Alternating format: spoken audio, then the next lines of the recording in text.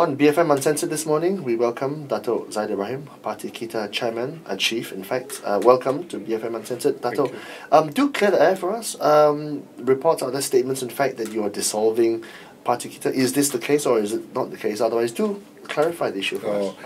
This was old story, this idea that I will dissolve the party.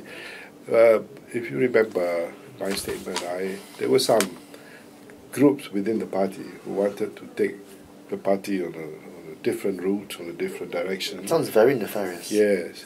They wanted to sponsor certain candidates and because of the election, and I wanted to maintain the integrity of the party. I said that the party will only stand on certain principles and will only field candidates if we are sure we can make a difference. We are not going to split the vote, as it were. So there was a bit of internal struggle going on at that time.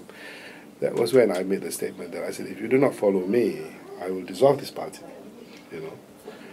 And then we had a meeting after that, and then the majority of the members said, okay, we just sack these people, and we did. Unfortunately, one or two of these characters are still being portrayed by the mainstream media as the Parti KITA representative. There's nothing I can do. We have written to TV3, we have written to Straits Times, but they don't care, So there's obviously some political agenda trying out there to discredit me, but the party, as far as the registrar of society, as far as my members are, the party is intact. I'm still the chief. Within the statement you issued at the time, you talked about how Malaysia was bereft of individuals who possess decorum, civility, adherence to governance and accountability and transparency. The thing is, we all live in urban Malaysia. We come across these right-thinking individuals on a daily basis. Do we have a bit of a disconnect here between candidates that might want to join the party and people that we interact with on a daily basis, Dato? Well, it's one thing. People can articulate a lot of things and say a lot of things, the right thing or right-sounding things, but it's another to actually take the plunge and join political parties and things like that. We still have some difficulty getting people to join political groups who are willing to stand by those principles, stand by those ideals, So we do have. It's a challenge. It's a challenge. In the sense that politics in this country still attracts those who believe that you've got to be practical about things, you've got to play ball, you've got to know when to be supportive of certain groups. It's always this idea that to survive you have to. The phrase "certain groups" and "certain parties" is a very common phrase that we read in the newspapers. What do you mean by these certain groups? Who are these? I'm talking about established political parties, even from opposition as well. The ultimate consideration is still they have to win votes, they have to win election. So that is always the primary objective. And sometimes, because of that, it is difficult for them to articulate certain things openly or express things that might alienate them from those. Perhaps because of the interests that lie within those situations. Yeah. And what about Datuk Zaid Ibrahim himself? I mean, what do you stand for after having come from the UMNO fold and then into the PKR fold and then within KITA itself professing a loyalty to the opposition and then after that reversing that loyalty? Where do you stand right now in terms of how people should view you as the individual? We never reverse our loyalty to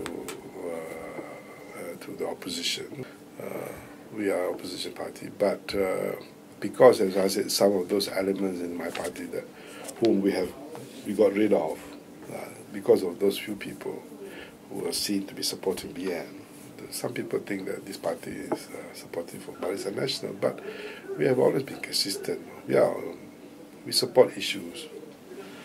We are not terribly anxious to win power or win votes. I think it's more important that issues are explained. It's more important that we stand by certain established principles. And if it takes time for people for these things to gain traction and gain support, it doesn't matter, And I think that is what we are. And in your new book, Ampun Tuanku, Datuk, you raise the issue of the royalties, the rulers in Malaysia. As you point out, globally there are 41 existing monarchs, 9 of which exist in Malaysia, which makes this country highly unusual. They are funded by and large by the citizens of Malaysia, by the tax dollar, and you suggest that there's a role for them to play as mediators in upcoming, if in fact there should be such a constitutional or political transition change. How and what shape and form can the rulers play? Well, the rulers are part of our institution, part of our system. You can't, the head of government is actually the king, constitutionally. So the rulers are part and parcel of our system. It's just a question of how to make it work better. No one would want to suggest otherwise. You can't change the system. So because we have 9 rulers, and because they have to exercise certain discretionary powers, it is important that they do it properly and in accordance with established legal principles, so that there will be political stability. Well, historically, the rulers and the government have acted as a quite an effective check and balance heretofore, right? Governments would say political leaders, you stay in check, and politicians say, hey, rulers, you can't go that far. But in recent years, we've seen the heightened involvement of the rulers in business, which has ensnared them in a way, in that perhaps overly cozy relationship with business. Yeah. Are the rulers prepared from that perspective to be the effective check and balance they can be in Malaysia? Well, I think they have to be. They have to be. Because, well, what is and what should be the case? Because I think there's a chasm between the two, Dato'. No, it will take time, but the rulers are institutions of the state, and therefore the people will want to know more about them, what they do, what they cannot do, and they will have to be more accountable as well, And I think the rulers will realize that in the long term, their popularity and the support of the people depends very much on also how they perform their public functions, and their public duties. And I think this is where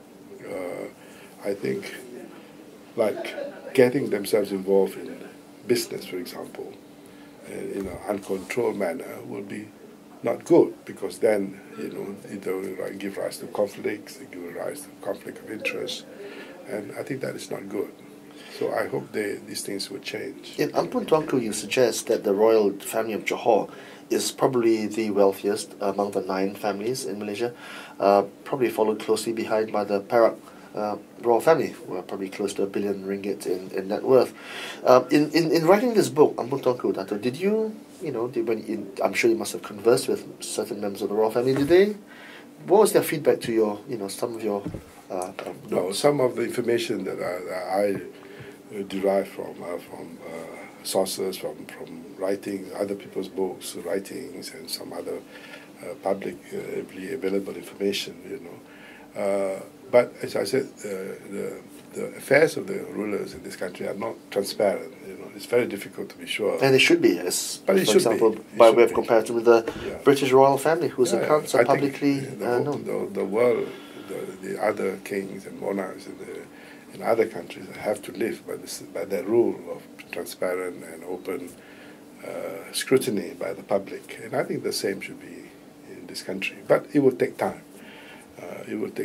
And I think perhaps in the not too distant future, you will have maybe a more enlightened ruler from one of the states to set the example of being more accountable, being more open about the affairs. Problem is, every 5 years that ruler changes. Yeah, but it does not matter, because all you need is, because you have 9, the chances of you will have a equally good chance that the right king will come forward and set certain examples. Are you saying that right now we don't have the right king in place? No. Who stands up to public scrutiny? No, we don't have a public scrutiny at the moment. We don't have a king who says that these are the affairs that I have, the petitions that I have. They don't. So one day maybe we will have that. hopefully that will be an example for others to follow. Datuk Zaid Ibrahim, Parti KITA Chairman, thank you for being on BFM Uncensored. Thank you.